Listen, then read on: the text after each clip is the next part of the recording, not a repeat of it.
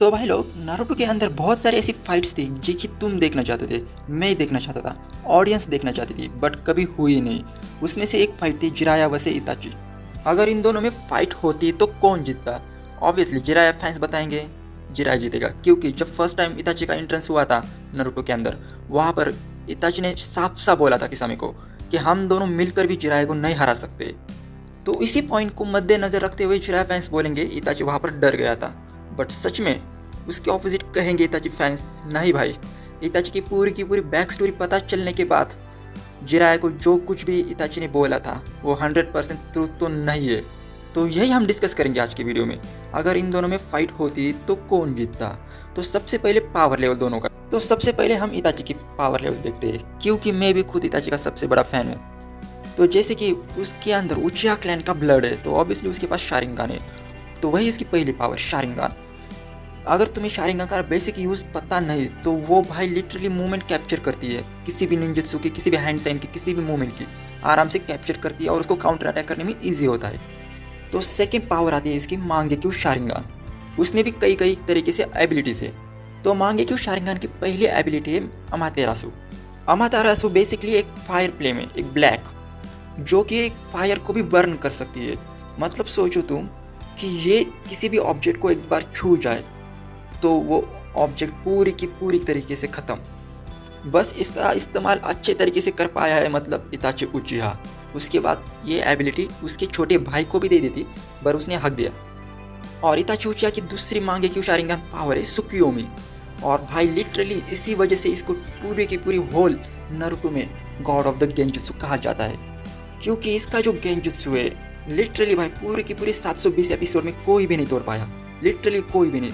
जिन जिनों पे भी इसने सुकियोमी यूज़ की थी वो बर्बाद, ख़त्म। फर्स्ट टाइम तुमने और मैंने ककाशी के ऊपर देखी थी। इस सुकियोमी में बेसिकली इताची उचिहा टाइम को मैनिपुलेट करता है और साथ ही में ओपोनेंट की मेंटेलिटी को। इसकी थर्ड पावर है सुसानो। सुसानो है बट हाफ है, और तुमने और मैंने दोनों ने भी नारुतो के अंदर फर्स्ट टाइम सुसानो इसी के पास ही देखा था, बट इसका सुसानो हाफ है, फुल नहीं।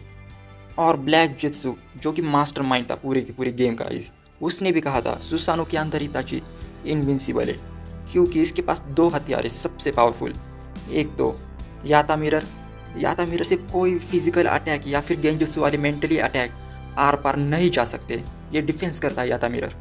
मतलब ओपोनेंट के पास कौन सी भी पावर हो, कौन सी भी, वो हाई लेवल का गेंजुत्सु कर सकता हो या फिर फिजिकल ताइजुत्सु निंजुत्सु कुछ भी कर सकता है, बट इताची के सुसानो के आर पार नहीं जा सकता, कितना भी पावरफुल हो।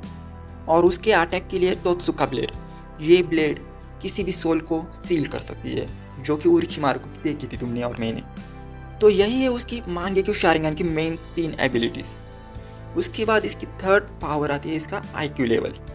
इताची की एक पावरफुल साइड है, जो कि ये बैटल में उतरता है तभी ये अपने ओपोनेंट की पावर को जजमेंट लगाने की कोशिश करता है, उसकी वीकनेस ढूंढने की कोशिश करता है, और वो खुद मानता है कि कितना भी पावरफुल ओपोनेंट हो उसकी कोई ना कोई कमज़ोरी है ही है, और ये वो कमज़ोरी ढूंढने में माहिर है। अब इताची के बाद जिराया के पास ऐसी कौन सी पावर है जो कि डिफेंस और ऑफेंस के लिए काम आती है? तो फर्स्ट आती है तोड़ सेज मोड। ये जो सेज मोड है ये फर्स्ट टाइम पेन के साथ बैटल में दिखा था। इससे जिराया को क्या मिलता है? एक फिजिकल स्पीड, उससे वो ज़्यादातर मूवमेंट कर सकता है बिना ओपोनेंट को भनक लगते हुए। और बैटल के अंदर ओपोनेंट कौन सा भी अटैक कर रहा है, कोई भी चाल चल रहा है, तो ये उसे जल्दी से परख सकता है। उसके बाद इसकी दूसरी एबिलिटी है फुकुसा और शिमा की मदद से एक स्ट्रॉन्गेस्ट फॉक सॉन्ग गेंजुत्सु बनाना। इतना स्ट्रॉन्गेस्ट गेंजुत्सु है कि लोग कहते हैं कि ये गेंजुत्सु सुकियोमी से भी ज़्यादा पावरफुल है।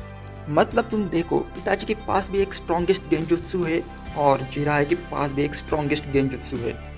उसके बाद जिराया के पास रासिंगान है और समनिंग जुत्सु, और उसी के साथ फायर रिलीज की थोड़ी बहुत इंफॉर्मेशन के साथ वो फायर बॉल जुत्सु कर सकता है, मतलब रिलीज कर सकता है। तो इन शॉर्ट यही कहूँगा कि उसे निंजुत्सु के बारे में बहुत ज़्यादा नॉलेज है। और साथ में 4th नंबर उसकी बैटल आईक्यू। भाई उसने 3rd वर्ल्ड वॉर लड़ी थी, और भी वो फ्रंट ऑफ साइड था लीफ विलेज से। तो कंपैरिजन के लिए उसकी बैटल आईक्यू इताची से भी ज़्यादा है। इसके बाद दोनों की वीकनेसेस क्या है?